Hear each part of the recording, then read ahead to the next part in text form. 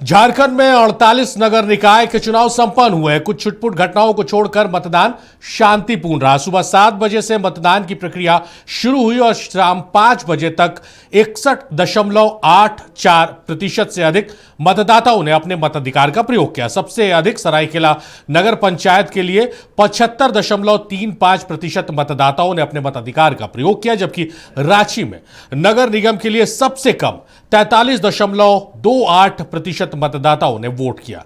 इसी मुद्दे पर विस्तार से चर्चा करेंगे आपके favourite talk show to the point. तो झारखंड में बड़ी तादाद में लोग घरों से निकले, कतार में लगे और शहर की सरकार बनाने के लिए वोटिंग की। ये वोटिंग हमें बताने वाला है कि 2026 का झारखंड 2018 के झारखंड से कितना बदला है।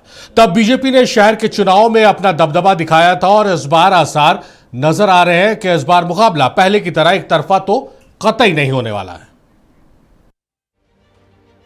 आजादी के इतने साल बाद भी हमारा लोकतंत्र इतना नहीं बदला कि मुख्य चुनाव आयुक्त और आम जनता के बीच फर्क न कर सके। जब राज्य की मुख्य निर्वाचन आयुक्त वोट देने आती हैं, तो हमारे यहाँ आज भी एक प्रोटोकॉल मेंटेन होता है। अब ये दूसरी तस्वीर भी राजधानी रांची की ही है, जहाँ वार्ड 23 के हिंदपीढ़ी में वोटिंग के दौरान पार्षद प्रत्याशी के समर्थक आपस में ही भिड़ गए।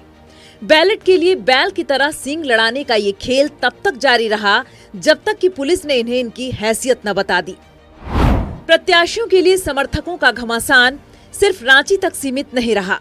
रांची की कहानी धनबाद, गिरिडीह और सरायकेला में भी दोहराई गई।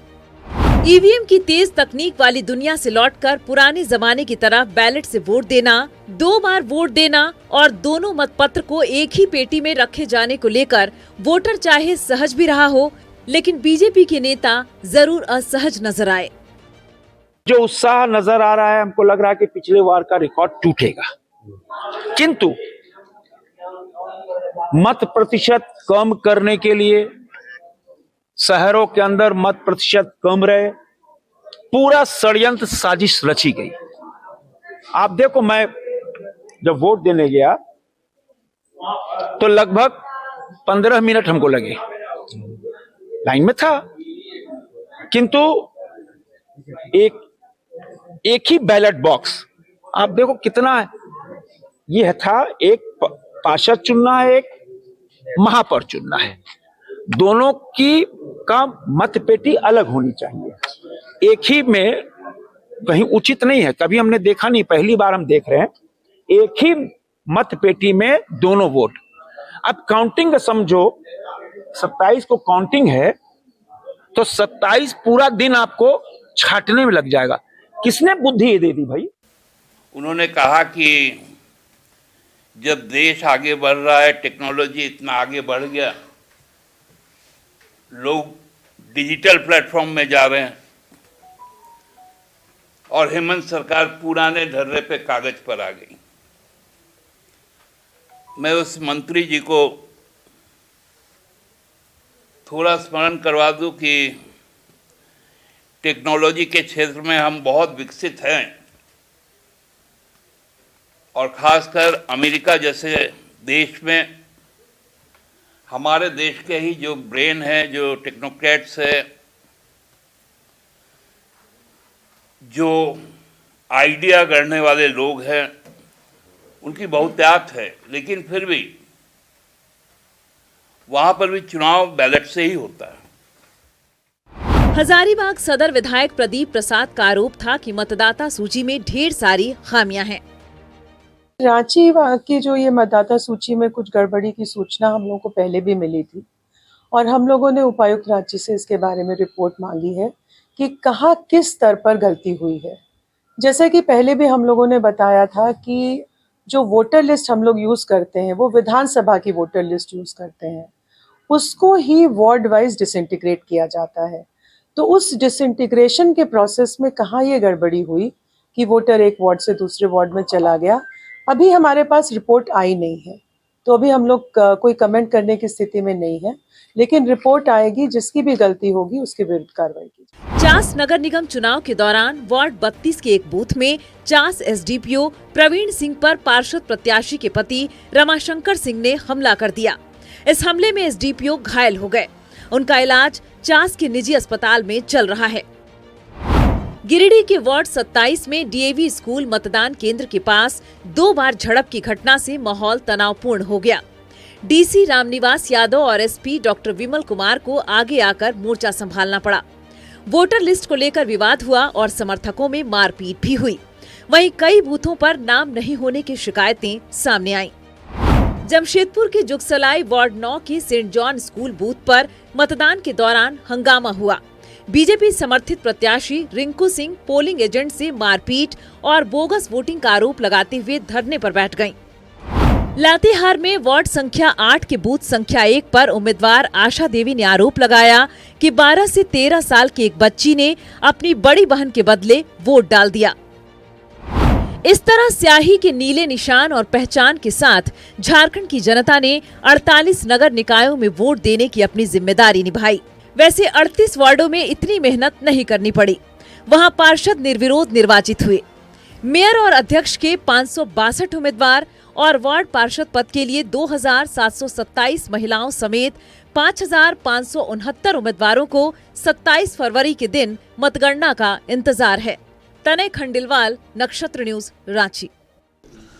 तो शहर की सरकार चुनने में लोगों का उत्साह देखने को मिला है। पिछली बार जो चुनाव हुआ था उसमें 50% के अंदर मतदान सिमट गए थे, लेकिन इस बार लोगों ने थोड़ी जागरूकता दिखाई है और 60 पार इस बार वोटिंग परसेंटेज गया। हालांकि रांची के लोगों ने हर बार की तरह, चाहे वो विधानसभा चुनाव हो, लोकसभा चुनाव हो या फिर शहर की सरकार चुनने की जब बारी हो, रांची की जो आवाम है, जो शहरी क्षेत्र में रहती है, जो सो कॉल्ड इलाइट ग्रुप है, जो ड्राइंग रूम में बैठकर कॉफी पीकर सियासत को कोसती है, उसने फिर से आज 43% मतदान कर ये बता दिया है कि शहर के मुकाबले जो थोड़े से ग्रामीण इलाके के या फिर शहर से हट के जो इलाके होते हैं, वहां के जो मतदाता है वो ज्यादा जागरूक होते हैं। बहरहाल इस खास मसले पर चर्चा करने के लिए बहुत ही खास मेहमान हमारे साथ स्टूडियो से मौजूद है। मेहमानों का तारुफ कराएंगे और उसके बाद चर्चा को आगे बढ़ाएंगे।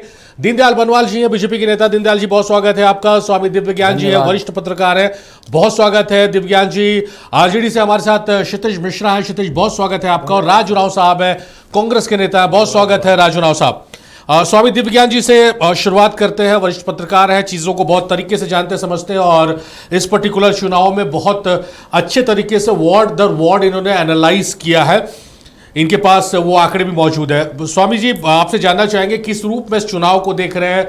पिछले बार चुनाव हुए थे, हालांकि बहुत साल गुजर गए उस चुनाव को हुए, उसमें जो वोटिंग परसेंटेज था, इसमें जो वोटिंग परसेंटेज आया है, किस तरह से उत्साह देखने को मिला, किस तरह से बीजेपी ने इस चुनाव को नाक की लड़ाई बना ली, पूर्व मुख्यमंत्रियों का काफिला लगा दिया, केंद्रीय मंत्री चुनाव प्रचार कर रहे हैं, किस तरह से सत्ता पक्ष अलग अलग चुनाव लड़ रहे हैं, एक ही सीट पर तीनों गठबंधन में शामिल दल आरजेडी, जेएमएम और कांग्रेस समर्थित उम्मीदवार हैं। पूरा ओवरऑल किस रूप से आप देख रहे हैं चुनाव को? देखिए, सबसे पहले ये चुनाव दलगत नहीं हुआ है, तो एक ये दृष्टिकोण है।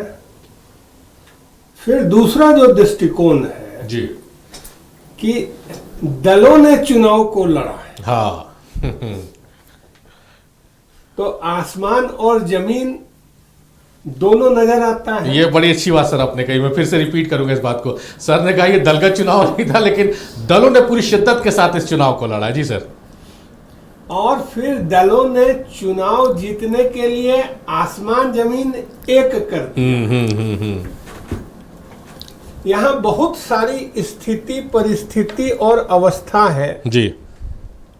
सबसे पहले देखा जाए तो ये भारतीय जनता पार्टी के लिए स्वर्णिम अवसर है अपने आप को रिवाइव करने का, अपनी मौजूदगी दर्ज करवाने का। हाँ, कि हम हैं। हाँ, मौका है। और दूसरे बार महागठबंधन बिल्कुल अलग थलग पड़ा है, तो इनके पास भी एक मौका है अपने आप को आकलन करने का कि हमारी क्या स्थिति है। जी।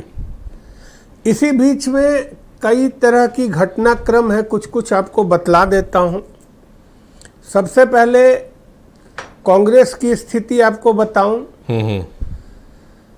कि जो रांची में था स्थिति बहुत अच्छी थी और आज भी बिल्कुल कंटेस्ट में है रमा खालको, लेकिन वार्ड नंबर 1 से वार्ड नंबर 9 तक ठीक है। जो कांके विधानसभा का इलाका था, उस इलाके में सुरेश बैठा ने उस चीज को ध्यान नहीं दिया जितना उसे ध्यान देना चाहिए था।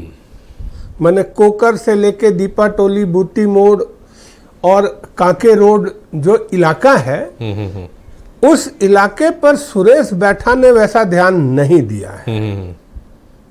दूसरी बात है कि वहीं देखा जाए तो भाजपा के जो नेता थे और सांसद थे, तो जो यहाँ के सांसद थे संजय सेठ, नवीन जायसवाल और सीपी सिंह, अपने अपने इलाकों में कम से कम दिखे कि हम समर्थन कर रहे हैं।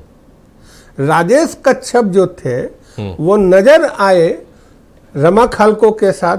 दीपिका पांडे सिंह महागावा विधान, मैंने उनके यहाँ नगर पंचायत की चुनाव हो रही, उसको छोड़ के रमा खालको जी का समर्थन किया, जिसके लिए उनकी प्रशंसा होनी चाहिए कि प्रदेश महिला मोर्चा की अध्यक्ष लड़ रही हैं तो उनके साथ समर्थन दिया जाए। तो ये स्थिति रांची की है।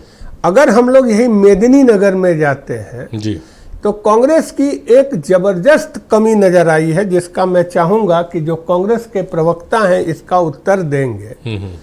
वहां पर प्रदेश मंत्री लक्ष्मी नारायण तिवारी और हिंदू न्यास बोर्ड के सदस्य और सबसे वरिष्ठतम कांग्रेसी नेता, और चूंकि वहां ब्राह्मणों का वर्चस्व है, हृदयानंद मिश्र जी, इन दोनों को चुनाव संचालन समिति में नहीं रखा गया, जबकि वहां दूसरे सचिव हैं रमाशीष पांडे, उनको रखा गया, को रखा गया, और यहां तक कि गढ़वा से बुला करके लोगों को वहां के चुनाव संचालन समिति में रखा गया। तो ये कमी जो कि जीत ही रही थी कांग्रेस, वो उस जीत को कमजोर करता नजर आया कांग्रेस का ये कदम। कांग्रेस का वो कहा भी जाता है सर कि बीजेपी भारतीय जनता पार्टी बहुत बड़े पैमाने पर है जीत रही, कांग्रेस बुरी तरह से हार रही है। नहीं, मैं आपको बतला सर, रहा हूं। वही सीट पे ना मेरे को थोड़ा सा बोल लेने दीजिए विषय। और वही देखिए भारतीय जनता पार्टी का जो स्थिति देखा गया गिरिडीह में, वहां कामेश्वर पासवान एक ऐसे नेता थे जो जिला परिषद के उपाध्यक्ष थे। वो उनको टिकट ना दे करके एक नए आगंतुक को टिकट दे दिया गया, और जिसके कारण वहां पर बीजेपी की हालत खराब नजर आ रही है। हजारीबाग और सर दूसरे सीट्स पर आएंगे सर। 3 सीट्स का आपने व्याख्या कर दिया है सर। वो दूसरे मेहमान है, बीजेपी का रुख करते हैं, दीनदयाल बनवाल जी का रुख करते हैं। दीनदयाल जी, बहुत गंभीरता से आप लोगों ने इस चुनाव को लिया है भाई। केंद्रीय मंत्री, केंद्रीय राज्य मंत्री, पूर्व मुख्यमंत्री, विधायक, सांसद, तमाम लोग इस चुनाव में लगे। दलगत आधार पर नहीं हो रहा, फिर भी बहुत उम्मीद है इस चुनाव से, लग रहा बीजेपी को। नहीं, भारतीय जनता पार्टी कोई भी चुनाव को बहुत ही सीरियसली लड़ती है, सीरियस लेती है, और उस पर कार्यकर्ताओं को भार देकर कार्यकर्ताओं के द्वारा उस पर पूरा समीक्षा करके एक एक कार्यकर्ता को बैठाई जाती है। ये हम लोग का सालों भर चुनाव लड़ते हैं हम लोग, तो हम लोग का ये भारतीय जनता पार्टी का कभी भी हल्के में चुनाव हम लोग नहीं लेते हैं, चाहे वो पंचायत चुनाव हो, चाहे मेयर चुनाव हो, चाहे सांसद चुनाव हो, कुछ भी चुनाव हो। हार जीत अपने जगह पे है, लेकिन जिस तरह से शहरों का वोटर को छितर बितर कर दिया गया राज्य चुनाव आयोग के द्वारा, वो बहुत दुर्भाग्यपूर्ण रहा। देखिए, रांची एक ऐसा जगह है जहां से रांची झारखंड का राजधानी भी है, जहां सारे लोग रहते हैं, कई IAS IPS रहते हैं, चुनाव आयोग यहीं पे रहती हैं। तो कुल मिला के अगर यहाँ पे वोट का सबसे कम प्रतिशत होना निश्चित तौर पे बहुत ही दुर्भाग्यपूर्ण है। परंतु एक बात ध्यान रखिए, जनता घर से नहीं निकली ऐसा नहीं है, जनता भटकते रही पूरे रांची में, वो अपना बूथ खोज रही थी, बूथ मिल नहीं रहा था। तो ये जो पूरी की पूरी अव्यवस्था हुई, अब ये अव्यवस्था क्यों हुई, कैसे हुई, षड्यंत्र था या मिस प्लानिंग था, ये क्या था, ये तो जांच के बाद नजर आएगा। परंतु रांची के लोगों या शहर के लोगों को जिस तरह से इधर उधर किया गया वोटर को और लोकतंत्र को दबाया गया, यह बहुत ही दुर्भाग्यपूर्ण था। वैसे चुनाव आयोग को और बाकी सभी प्रशासन के अधिकारियों को मैं धन्यवाद इसलिए देता हूं कि छिटपुट घटनाओं को छोड़ दिया जाए तो चुनाव शांतिपूर्ण हुआ और यहाँ के मतदाताओं को जिन्होंने लंबी लंबी लाइनें लगकर अपने वोट को दिया और देकर लोकतंत्र को जिंदा रखा, परंतु जिस तरह से जो सीन आया कुछ जगहों पे, खास करके रांची के जगह पे कि महागठबंधन चुनाव में इतना दरार के रूप में इन लोगों ने अपने आप को प्रस्तुत किया, जनता सारी बात समझ गई। जनता को लग गया कि ये वो ऑरेंज है जो बाहर से चिकना और बहुत सुंदर दिखता है, अंदर में फाके फाक है। आप मत बोलिए बात, आपका भी है। धनबाद में मेयर जो प्रत्याशी हैं आपके समर्थित उम्मीदवार है संजीव सिंह और संजीव कुमार, और आजसू ने भी वहां अपना समर्थन दिया हुआ है। मानगो में वही सूरत हाल है, लातेहार में सूरत हाल है। तो ये मतलब दोनों ही दल, एनडीए और महागठबंधन, दोनों तरफ ये देखने को मिला। खैर चलिए कांग्रेस का रुख करते हैं। ये समस्या है राजूराव, जो दीनदयाल जी ने कहा, मैं एकदम वर्ड टू वर्ड उनकी बात से इत्तेफाक रखता हूं। एक परिवार है, परिवार में मान लीजिए 6 लोग हैं, 8 लोग हैं, 2 लोग वार्ड नंबर 1 पर है तो 2 लोग वार्ड नंबर 2 पर है, 2 लोग वार्ड नंबर 3 पर है। ये कैसे बंटवारा हुआ, ये मेरे समझ से परे है। शायद ये भी कारण रहा कि मतदान प्रतिशत जो है वो घटा है। जरूर, ये मैंने भी देखा कि एक ही घर में अलग अलग वार्ड या अलग अलग बूथ उन्हें मिला, और मुझे लगता है कि इसका उत्तर ज़्यादा सही चुनाव आयोग बताएगी, क्योंकि ये टेक्निकल चीज़ तो मैं भी नहीं बता पाऊंगा कि किस तरह से उन्होंने वोटर्स को बांटा और किस तरह से वोटर को एक घर से दूसरा, कोई वार्ड नंबर 2 में है तो कोई वार्ड नंबर 3 में है, या अलग अलग बूथ्स मिले सभी को, एक जगह नहीं मिले। ये समस्या रही। वोट परसेंटेज घटने का भी कार्य था। जैसे आज अभी लेंट भी चल रहा है, क्रिश्चियन समुदाय का आपका रोज़ा भी चल रहा है, तो लोग भीड़ दिख रहे थे क्योंकि समय लग रहा था, पर उस प्रकार वोट नहीं हो पाई लास्ट 2018 में। मुझे नहीं लगता बराज साहब, हालांकि ये भी बहस का विषय है कि फेस्टिवल या रोजा कोई असर पड़ा, क्योंकि देखिए हाँ पूरे झारखंड, क्योंकि और देखिए होता क्या है ना, स्वामी जी भी इस बात को समझेंगे और दीनदयाल जी कि मान लीजिए घर में, अगर मान लीजिए मेरे घर में, तो मेरी रिस्पॉन्सिबिलिटी हो गई है कि घर के जितने सदस्य हैं, माँ पिताजी हैं, पत्नी है, जो बच्चे हैं जो बालिग हो चुके हैं, जो वोटर्स हैं, सबको वोट कराने एक घर का एक आदमी लेकर जाता है।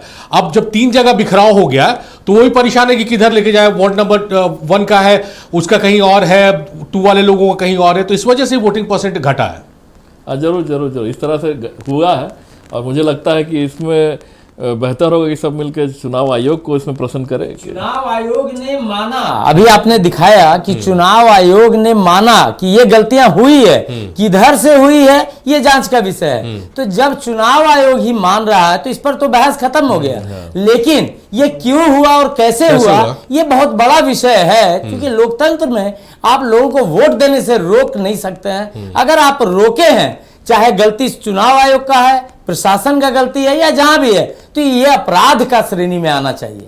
स्वामी जी संक्षेप में आपसे जानेंगे, क्षितिज के पास चलेंगे, कितनी बड़ी इसको गलती मानते हैं? ये चलिए बहुत अच्छी बात है कि हाँ गलती हुई, हम देखेंगे, जांच होगा, लेकिन लोग तो वोट से वंचित हो गए ना। देखिए, इस पर कोई कमेंट करना अनुचित ही होगा।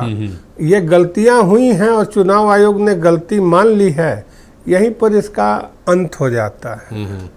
नहीं, पर गलती मान लेने से, चलिए स्वामी जी मैं तो इससे इत्तेफाक नहीं रखता है, गलती मान ली है, पर बहुत सारे ऐसे लोग हैं जो वोट नहीं कर पाए और वोटिंग परसेंटेज अगर कम गया है तो उसकी जिम्मेदारी चुनाव आयोग को लेनी चाहिए। चलिए क्षितिज का रुख करते हैं। क्षितिज, किस रूप में चुनावी मुकाबले को देख रहे हैं? क्योंकि आप लोग तो जो महागठबंधन है, वो महागठबंधन तो कहीं गठबंधन नजर नहीं आया, हर सीट पर आपके उम्मीदवार अलग रहे हैं। आप तो कम ही, कांग्रेस और जेएमएम के उम्मीदवार अलग अलग रहे।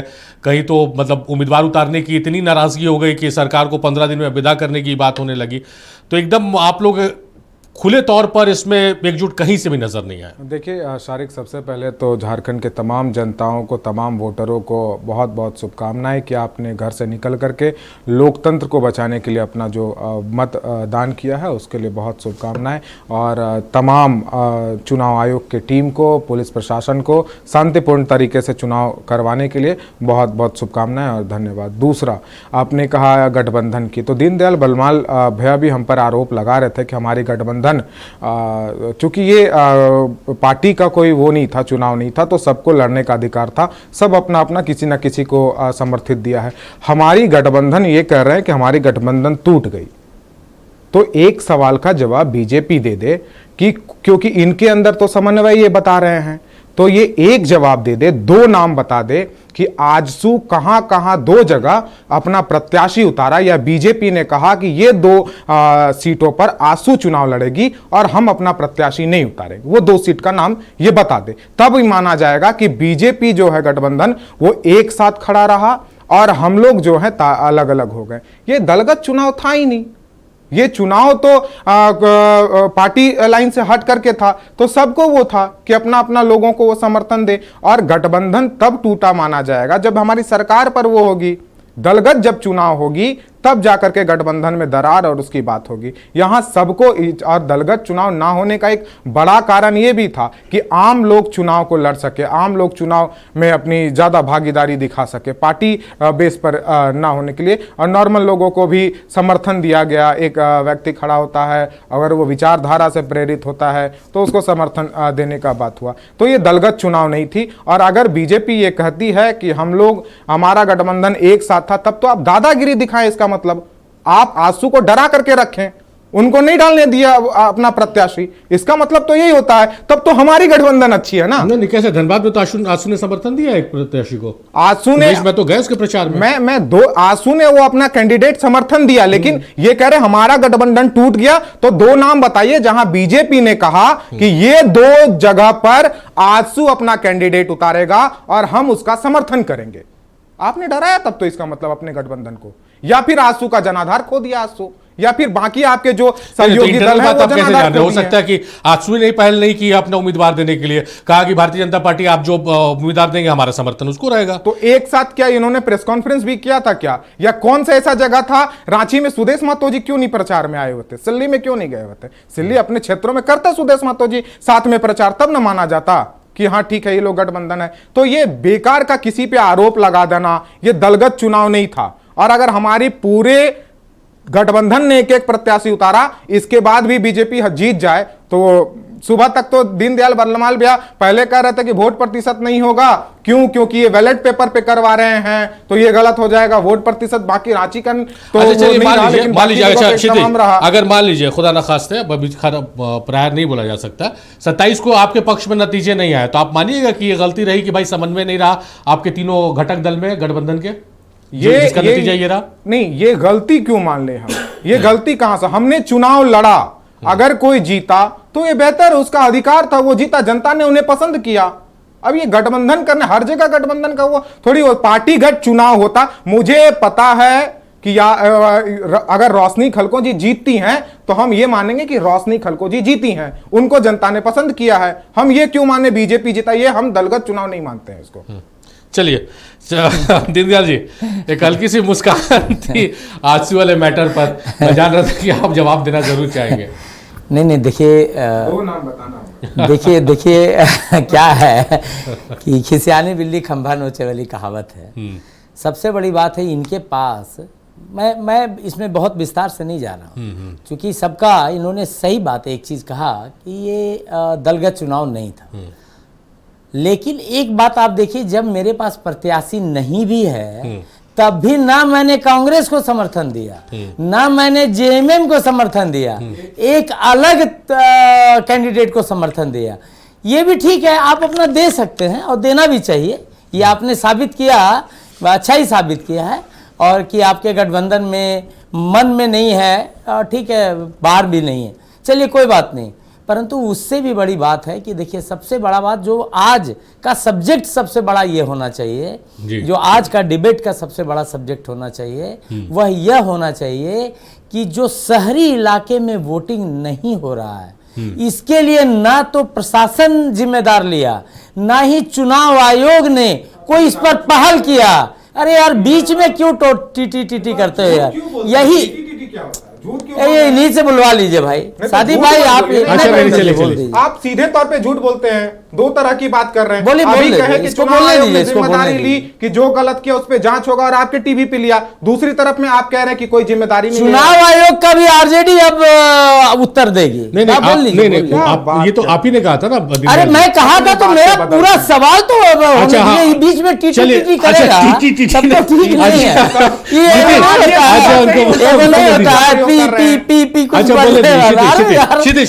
ठीक है, अच्छा चलिए बोलिए, आपको डिस्टर्ब लिहाज रखा करो। चलिए हाँ, मैं मुझे सिर्फ मेरा खत्म करना है, मुझे खत्म करने दीजिए। मेरा सिर्फ इतना ही है सादी भाई कि जब एक शहरी इलाका में वोट का प्रतिशत कम होता है, शहरी इलाका बहुत जागरूक इलाका बोला जाता है, और जागरूक इलाका में अगर प्रतिशत कम होता है और कम जो प्रतिशत हो रहा है उसका यह कारण नहीं है कि जनता घर से नहीं निकली है, जनता घर से निकली है, भटकती रही है। आज अगर चुनाव आयोग ने यह कहा कि भाई ये गलतियां हुई है, ये मैं मानता हूं, परंतु उस गलतियां का भुक्तभोगी कौन हुआ?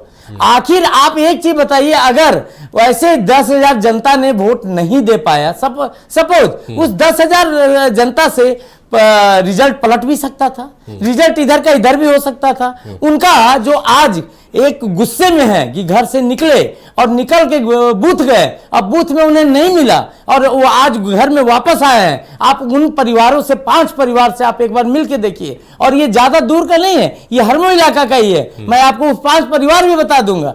परंतु आज ये जो इस तरह की बात है, सबसे बड़ी बात है कोई भी चुनाव हो, चुनाव में मतदाताओं को वोट देने से रोकना भी एक अपराधीकरण के श्रेणी में आना चाहिए। और आज अगर ये माना है चुनाव आयोग, तो चुनाव आयोग उस पर कड़ी निर्देश के साथ साथ कड़ी कार्रवाई भी करे कि इस तरह की दुर्घटना नहीं होना चाहिए। यह एक सब्जेक्ट होना चाहिए। बाकी तो बातें 27 तारीख को जो जीता वो सिकंदर, भारतीय जनता पार्टी बहुत अच्छे मतों से जीत रही है, ये मैं आपको इतना आश्वस्त करना चाहता हूं अपने दर्शकों के माध्यम से। चलिए, तो मेहमान हमारे साथ बने हुए हैं, सत्ता पक्ष हो या विपक्ष हो, तमाम दलों के अपने दावे हैं कि जनता का आशीर्वाद, समर्थन, प्यार उन्हें मिल रहा है, लेकिन इंतजार 27 तारीख का है। पिछली बार चुनाव हुए तो शहर की सरकार के लिए सबसे कम दिलचस्पी राजधानी रांची में देखने को मिली थी। सबसे कम 49.30% वोटिंग यहां हुई, लेकिन इस बार जनता का मिजाज कुछ और नजर आया। कुछ जगहों पर बूथ बदलने से मतदाताओं को खासी परेशानियों का सामना करना पड़ा, लेकिन ऐसे में भी लोग हिम्मत नहीं हारे और एक बूथ से दूसरे बूथ का चक्कर लगाकर अपना वोट डालने के लिए बेचैन नजर आए, और बूथों पर मौजूद लोगों ने हर तरह से उनकी मदद करने की कोशिश भी की। राजधानी रांची में लोकतंत्र की एक खूबसूरत तस्वीर देखने को मिली, जब एक 84 साल के बुजुर्ग अपने बेटे के साथ लाठी के सहारे मतदान केंद्र पर पहुंचे। इन्हीं कांपते हाथों ने इतने साल हिफाजत से जमहूरियत को संजो रखा है। लोकतंत्र के एक बेहद खूबसूरत तस्वीर को देखिए आप भी उत्साहित हो जाएंगे। देखिए, एक सीनियर सिटीजन है, अहले सुबह का वक्त है, अपने घर से बाहर निकले हैं लाठी के सहारे और अपने परिवार के सदस्य के सहारे, सिर्फ इसलिए ताकि अपना मतदान कर सके और लोकतंत्र के इस त्योहार में अपनी भागीदारी को सुनिश्चित कर सके। सबसे पहले तो आपका कितना एज हुआ है? 84 साल। हाँ। सुबह सुबह का वक्त है, चल फिर पाने में परेशानी है, फिर भी पहुंचे हैं मतदान करने। हाँ सर, मतदान करो तो पहुंचे हैं। कितना जरूरी है मतदान करना? सबसे जरूरी है, सबसे जरूरी है मतदान करना। एक वोट से एक आदमी निकलता है। हाँ, इसीलिए। क्या सोचकर मतदान किया आपने कि आपको जो प्रत्याशी चाहिए, जो आपके वार्ड का प्रत्याशी होगा, जो मेयर होगा, कैसा होगा जो कि रांची शहर का, आपके वार्ड का विकास करे? हाँ, विकास करेगा। विकास करेगा। अच्छा, आपके उंगली पर जो स्याही का निशान है वो एक बार दिखा दीजिए। आप देखिए कि उंगली पर स्याही का यह निशान बता रहा है कि करीब 84 साल के जो यह मतदाता पहुंचे हैं अपने मतदान केंद्र पर मताधिकार का प्रयोग करने, इनके उत्साह को देखकर आप भी अंदाजा लगा सकते हैं कि लोकतंत्र के इस सबसे बड़े त्योहार की यह खूबसूरती कि परिवार के सदस्य लेकर पहुंचे हैं। लगता है कल रात से ही जिद कर रहे होंगे कि सुबह जल्दी ले चलना है। बात सही। क्या बोल रहे थे? वोट देने के लिए बोल रहे थे और क्या बोल रहे थे? तो सुबह का वक्त है, नाश्ता पानी दवा ववा कुछ लिए? दवा कुछ ले, जाकर दवा लेंगे घर। पहले मतदान। पहले मतदान। कितना गर्व महसूस होता है? देखिए, आप अपने परिवार के जो बुजुर्ग हैं उनको लेकर आए हैं मतदान कराने के लिए। इनका लड़का है, माझी लड़का है। बिल्कुल, आप समझिए कि मताधिकार का यही खूबसूरती है कि करीब 84 साल उम्र हो चुका है, दवा इन्होंने नहीं खाए, लेकिन सबसे पहले मतदान केंद्र पहुंचे हैं और सबसे पहले मतदान भी किया है। लोगों को यह जागरूकता, लोगों के लिए यह संदेश कि आप समझिए कि एक बुजुर्ग जो कि लाठी के सहारे, अपने बेटे के सहारे मतदान केंद्र पहुंचे हैं, काफी दूर तक इसी तरह से लाठी से चलकर यह मतदान केंद्र पहुंचे हैं, अपने मताधिकार का प्रयोग किया। और यह तस्वीर रांची के उन युवाओं को, उन मतदाताओं को जरूर देखना चाहिए जो इस वक्त भी अपने घरों में हैं कि आपका एक मत।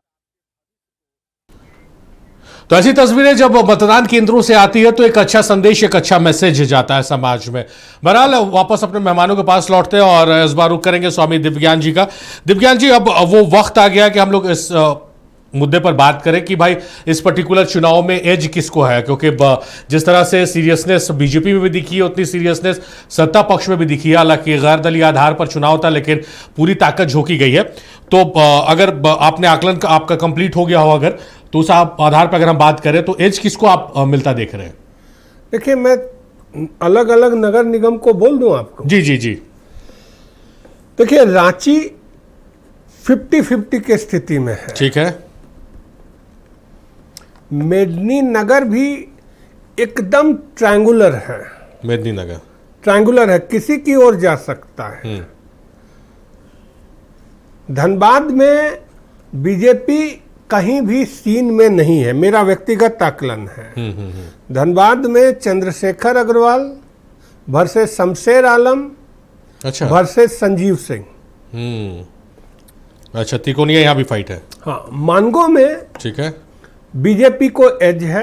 अच्छा, क्योंकि वहां जो अल्पसंख्यक मत है वो कांग्रेस के प्रति कितना आएगा नहीं आएगा, लेकिन ओपिनियन पोल में नहीं आता दिख रहा। अल्पसंख्यक जेबा खान के साथ जाएंगे क्या? जा सकते हैं क्या? हाँ, जा सकते हैं। इसी वजह से हाँ, वहां पे ऐसी संभावना बनती है। ठीक है, ठीक है। तो संध्या सिंह जो वहां पर है बीजेपी समर्थित उम्मीदवार, उनको अपर हैंड है, वो अपर हैंड है। गिरिडीह का जो स्थिति है, गिरिडीह में जेएमएम एकदम आगे बढ़ रहा है। कारण क्या है कि एकदम नए आगंतुक को एक डॉक्टर और जो एक क्या बोलिएगा मैरिज हॉल के मालिक को टिकट दिया गया और कामेश्वर टिकट नहीं, समर्थन दिया गया। हाँ, समर्थन दिया गया।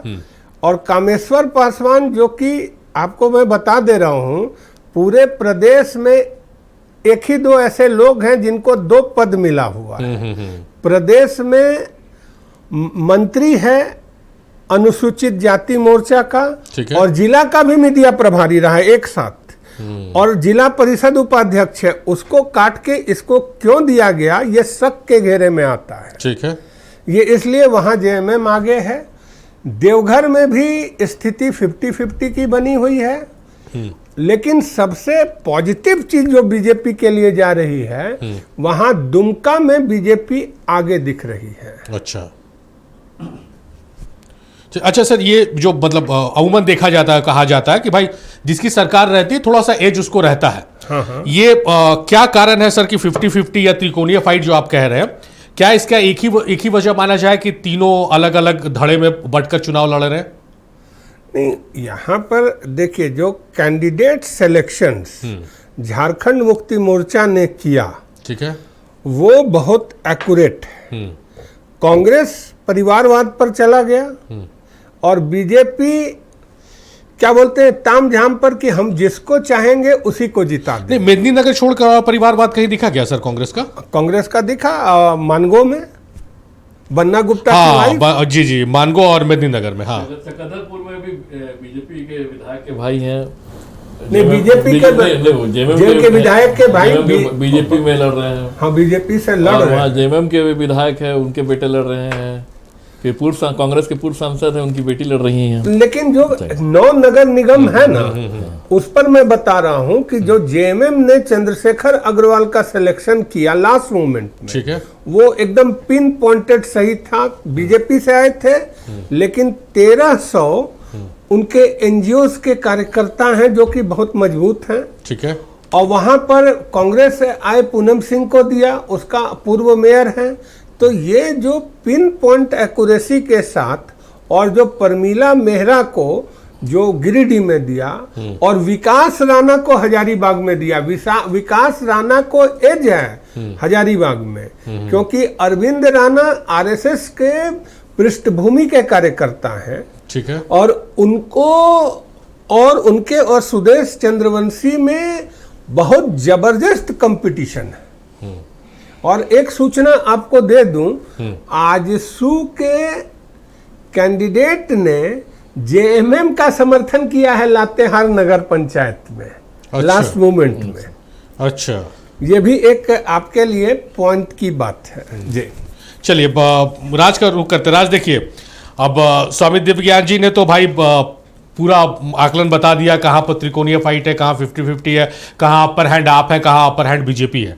और इसकी वजह भी जो देखने को मिल रही है कि कांग्रेस ने 2 गलतियां की हैं। एक तो वही बिखराव जो है कि जेएमएम समर्थित उम्मीदवार, कांग्रेस समर्थित उम्मीदवार, दूसरा परिवारवाद की राजनीति। और इसका तो मेदिनीनगर में देखने को मिला कि भाई इतना ज्यादा डीप चले गए के त्रिपाठी की सरकार को 15 से 20 दिन का मेहमान बता दिया। 1 मिनट में इस पर 1 मिनट में इसमें ऐड ऑन करना चाहूंगा, उसका मैं भी जवाब लेना चाहूंगा इनसे। ठीक है, मेदिनीनगर में इन लोगों ने ऐसा काम गलत किया कि दो प्रदेश सचिव है, रामाशीष पांडे और लक्ष्मी नारायण तिवारी, दोनों में से एक को चुनाव संचालन समिति में रखा, एक को नहीं रखा। तो और ब्राह्मण कोर वोटर है, और वो रामाशीष पांडे भूमिहार हैं। तो एक ये प्रॉब्लम, हृदयानंद मिश्र हिंदू न्यास बोर्ड के सदस्य, वरिष्ठतम कांग्रेसी नेता, उनको भी इन लोगों ने चुनाव संचालन समिति तक में नहीं रखा। चलिए जी, अब जवाब सवालों की बौछार है। क्यों, मतलब ऐसी ये बेसिक जो गलतियां हैं कांग्रेस बार बार दोहरा रही है, शायद यही वजह। आपके प्रश्न उत्तर शुरू करता हूं, फिर स्वामी जी की तरफ जब पढ़ता हूं। आप जो बोल रहे हैं कि अलग जो बिखराव हुआ है, अलग अलग जेएमएम अलग लड़ रहा है, आरजेडी अलग लड़ रहा है, कांग्रेस अलग लड़ रही है, तो सबसे मैं पहले बताना चाहूँगा कि ये दलगत चुनाव नहीं था। ये इसे एक तरह से फ्रेंडली प्रतिस्पर्धा समझिए कि तो इसमें आम लोगों विपक्षी को मिल जाएगा ना राज जी। ठीक है, इसमें जब चुनाव आयोग ने इसका डिसीजन लिया, कुछ सोच समझ के किया कि भाई दलगत नहीं होगा इसका, तो मतलब दलगत नहीं होगा। हाँ, पार्टियों ने फिर इसे एक प्रतिस्पर्धा के रूप में लिया और अपने अपने समर्थित कैंडिडेट उतारे। इसमें आम लोगों ने भी बढ़ चढ़ के हिस्सा लिया, और आम लोगों के चेहरा में मतलब बोलिए कि वो भी कैंडिडेट्स बने। और इस तरह से आप देखिए कि लोकतंत्र की सुंदरता है कि बहुत प्रेम भाव से ये चुनाव हुआ, ना लड़ाई झगड़ा हुआ, ना कहीं आप देखिए कि कोई झगड़ा झंझट हुआ, कहीं एफआईआर या केस हुआ। लोग ने बढ़ चढ़ के अपने अपने समर्थित उम्मीदवारों को, मनचाहा उम्मीदवारों को उनके साथ वोट और उन्हें समर्थन दिया, उनको अपना आशीर्वाद प्यार दिया। ये मुझे लगता है कि ये होना चाहिए इस तरह का, कि लोग ये इसमें दलगत आधारित ना होके, ये समर्थित उम्मीदवार थे, सभी आम लोग थे, और इसमें अपना दल मतलब बल दिखाने का मौका मिल रहा है पार्टियों को, मतलब समर्थित उम्मीदवारों को, कि अपना बल भी दिखाए, दम भी दिखाए। तो ये मुझे लगता है कि एक तरह से एक हेल्दी वे था। दूसरा, स्वामी जी की तरफ जाऊंगा कि मेदिनीनगर के बारे में पूछ रहे हैं, तो ये मेदिनीनगर का जो पॉलिटिकल अफेयर कमेटी है, ये इसे इस चुनाव से लेना देना नहीं था। ये पॉलिटिकल अफेयर कमेटी जो बनी हुई है, ये आने वाला चुनाव के लिए बनी हुई है। ठीक है, आपने बात रखी है, तो मैं पार्टी के समक्ष इस बातों को रखूंगा। ये पॉलिटिकल अफेयर कमेटी जो बनती है, हर जिला में बनती है, और ये विधानसभा और लोकसभा को लेकर बनती है। चलिए, आप कह रहे हैं कि बहुत हेल्दी फाइट है, वो कितना अच्छा लग रहा है सुनने में। मैं इनका जो चुनाव संचालन समिति है उसका मेरे पास पूरा डेटा है, बोलेंगे तो मैं इनको दे दूंगा, दिखा दूंगा, फिर ये जवाब दे। चलिए राज, स्वामी जी का भी जवाब दे दीजिए और ये भी जवाब दे दीजिए कि आप कह रहे हैं भाई हेल्दी फाइट रही। हेल्दी फाइट ऐसी रही कि केंद्रीय पार्टी आपके वरिष्ठ नेता, पूर्व मंत्री हैं, सरकार की उम्र 15 से 20 दिन चुनावी नतीजे के बाद बता रहे हैं। बाज़ाब्ता जेएमएम ने प्रेस कॉन्फ्रेंस करके कहा कि आप लोग आचार संहिता उल्लंघन कर रहे हैं, चुनाव आयोग को इस पर संज्ञान लेना चाहिए। ये हेल्दी फाइट कहाँ रह गई? देखिए, के.एन. त्रिपाठी जी वहाँ पे अपनी बेटी को लड़ा रहे हैं और मुझे लगता है कि वो एक सुलझे हुए नेता है, एक अच्छे लीडर है और उन्होंने पिछले बार भी जब एक बार वो भुगत चुके हैं चुनाव लड़ने में कि क्या हो सकता है, तो मुझे नहीं लगता है कि दोबारा इस तरह की गलती करेंगे। उन्हें अपने दंड मिल चुका है और वो बहुत तरीके से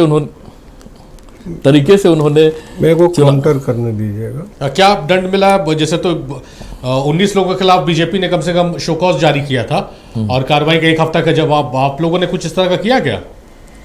नहीं, हम लोगों ने वैसा कोई शोकॉज नहीं किया है अभी तक, पर जब तक ये कंप्लेंट मतलब इसकी पुष्टि नहीं हो जाए, क्या नहीं है, पार्टी के लेवल पर अभी तक नहीं आई है, तो इस पर अभी हम लोग कुछ एक्शन नहीं। मीडिया की सुर्खियां बन रही है और पार्टी लेवल तक नहीं आई। राज साहब, क्या बात कर रहे हैं आप? देखिए मैं आपको बता रहा हूं, इन्होंने इनकी जिला कांग्रेस कमेटी का ये है 8/2/2026 का ये चिट्ठी है और ये जो है आपको लेटर नंबर है DCS 16 और इसमें देखिए इन लोगों ने साफ लिखा है, नगर निगम मेदिनीनगर चुनाव के सफल संचालन हेतु जिला चुनाव संचालन समिति का गठन किया गया है जो निम्नलिखित है। उसमें नाम है, उसमें 23 नाम है। किसका? जिला अध्यक्ष का है। हाँ, जिला अध्यक्ष का है। देखिए देखिए मैं आपको साफ मैं साफ सबूत दे रहा हूं। जिला अध्यक्ष का पत्र जो है। चलिए राज, ये तो आप कह रहे थे आगामी आने वाले चुनाव के लिए नहीं, ये तो नगर निगम चुनाव कि 8/2/2026 को ये पद निर्गत हुआ है।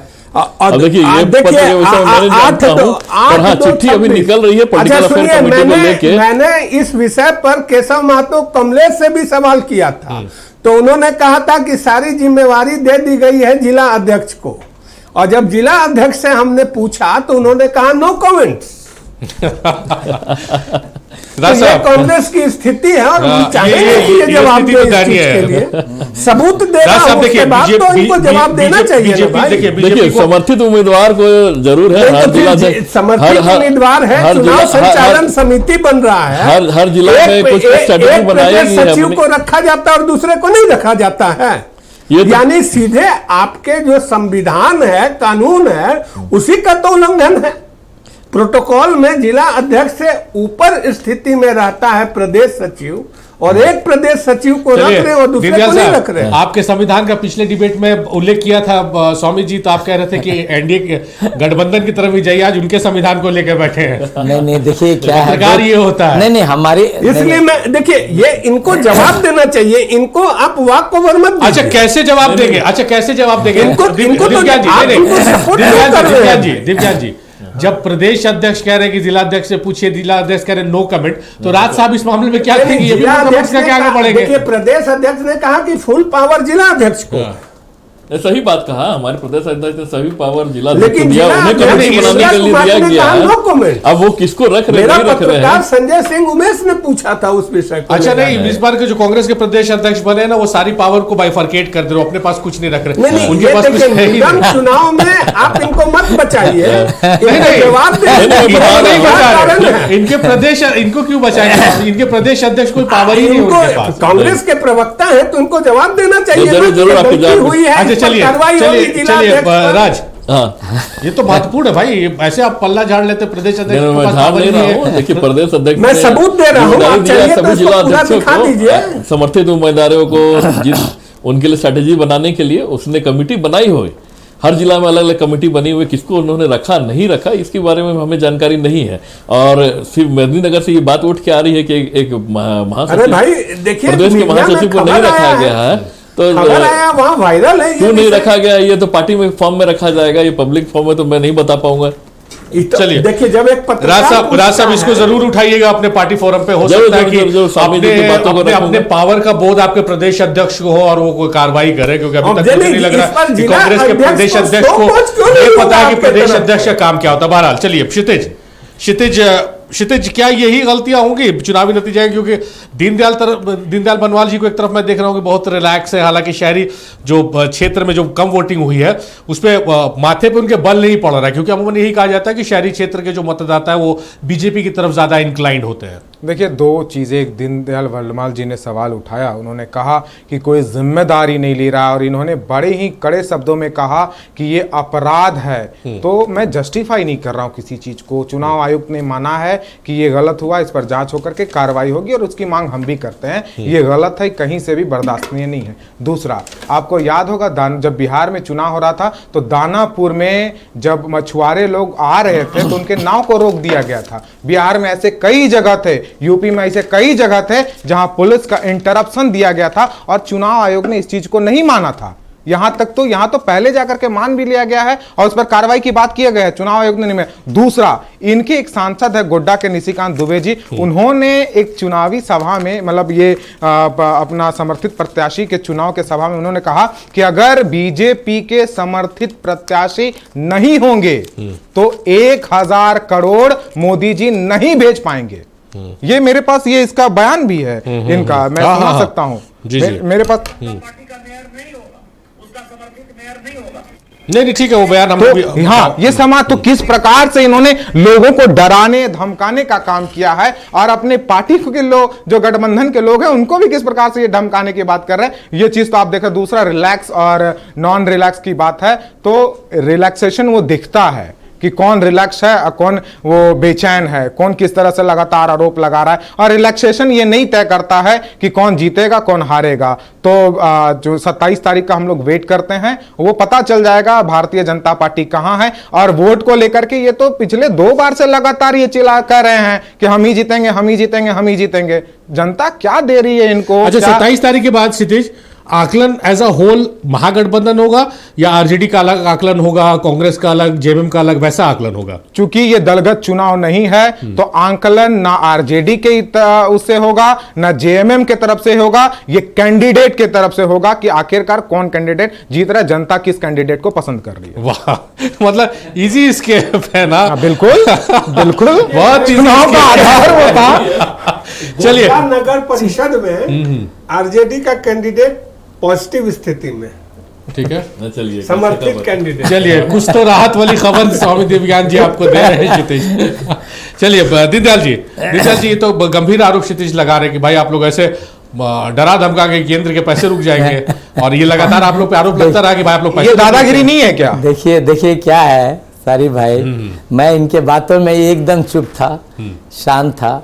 वैसे ही इनको कम से कम कभी भी शांत भी रहने का, कभी कभी आप लोग सब मिल के इनको थोड़ा समझाया जाए। चलिए, बहरहाल युवा हैं, कोई बात नहीं है, ठीक है।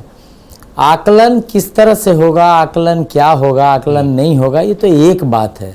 लेकिन एक कांग्रेस के बहुत ही वरिष्ठ नेता ने कहा है 15 दिन में सरकार बदल जाएगी, है ना। वो उनके कहने का तात्पर्य क्या था? वो सरकार को धमकाना चाह रहे थे, कांग्रेस को उंगली पे नचाना चाह रहे थे, या राज्य की जनता को बेवकूफ़ समझ रहे हैं? ये समझ से परे है इस तरह की भाषा। ठीक है, आपकी बेटी लड़ रही है, किन्हीं की पत्नी भी लड़ रही है कांग्रेस में, वो विषय नहीं है। उससे बड़ा विषय है कि आप परिवार से ऊपर कांग्रेस क्यों नहीं उठ पा रही है भाई?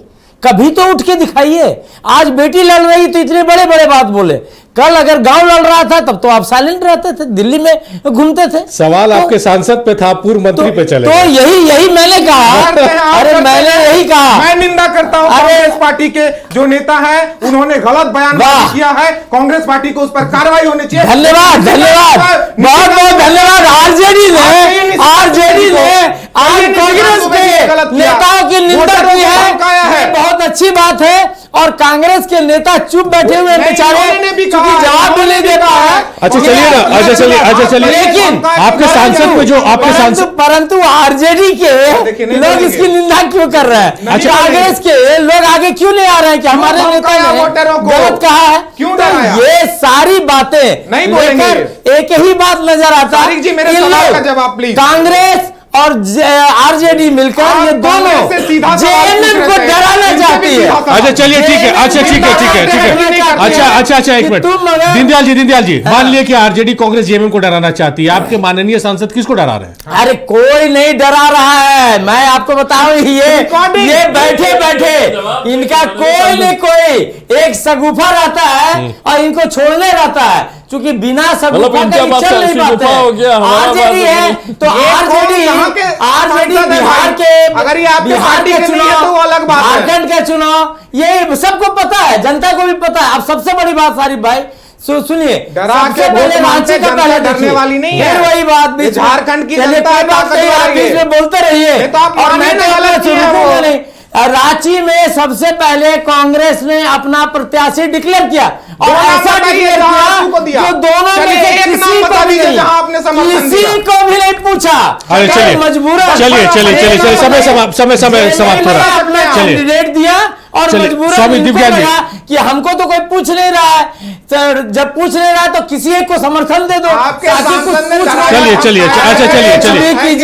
चलिए बात मुकम्मल हो गई। स्वामी जी कम शब्दों में रखिएगा, समय की कमी है, वाइंड अप कॉल आपसे लेते हैं। स्वामी जी क्षितिज Swami ji wind up call आपसे, कम शब्दों में। मैं इनसे एक सवाल पूछना चाह रहा हूं दीनदयाल जी से कि गिरिडीह में कामेश्वर पासवान जिसके पास इतना एक्सपर्टीज था, जिला परिषद उपाध्यक्ष है ना, प्रदेश का मंत्री, जिला का मीडिया प्रभारी, इतना प्रभावशाली नेता को छोड़ करके वहां एक डॉक्टर को, जो कि क्या कहते हैं सूत्रों के मुताबिक कहा जाता है कि मैरिज हॉल भी उसका चलता है, उसको क्यों टिकट दिया गया, उसको क्यों समर्थन दिया बीजेपी ने? और जबकि इनके संविधान में ही प्रावधान नहीं है कि जब बिना सिंबल के चुनाव होता है उस समय सो कॉज नोटिस उस आधार पर नहीं किया जा सकता। तो वही कामेश्वर पासवान को इन्होंने सो कॉज नोटिस क्यों दिया? सबसे बड़ी बात है आपने दीनदयाल जी को जवाब, मेरा भी जवाब, कांग्रेस का भी जवाब यही देंगे, भाजपा का भी यही देंगे। अच्छा कम शब्दों में दीनदयाल जी को अकेला बुला लीजिए। अच्छा कम शब्दों में हो जाएगा, आपको खाते नहीं, यहाँ भी भागिए। सारी भाई चुप रहो यार, फिर वही बात, सदन से आप पटर कितना बोलता है। अच्छा ठीक है, चलिए अपनी बात करिए ना, समय कम है, जरा एक मिनट इनको बोलने दीजिए मेरे जवाब का। देखिए भारतीय जनता पार्टी में एक समन्वय बनता है, आप सारी भाई जानते हैं, जिला के तरफ से सारी लोग का समर्थन आता है और उसके आधार पे जब एक समन्वय बैठता है, बैठने के बाद वह प्रदेश के निर्देश से फिर किसी नाम पे चर्चा होती है और उस पर यह बनता है कौन प्रभावी है, कौन कम प्रभावी है, कौन ज्यादा प्रभावी है। ये भारतीय जनता पार्टी में प्रभावी अगर देखा जाता है, सिर्फ प्रभाव की बात रहती तो नितिन नवीन जी राष्ट्रीय अध्यक्ष नहीं बनते। चलिए समय समाप्त हो गया, चलिए समय समाप्त हो गया। तमाम मेहमानों का बहुत शुक्रिया, दीनदयाल जी बहुत शुक्रिया, दिव्यांग जी बहुत शुक्रिया, क्षितिज आपका बहुत शुक्रिया, राज साहब बेहद शुक्रिया, आप लोगों ने अपना कीमती वक्त दिया है। तमाम राजनीतिक दल के अपने दावे हैं, अपने वादे हैं, इंतजार 27 तारीख का है, ये जाने समझने के लिए कि किनके दावों में कितना दम है।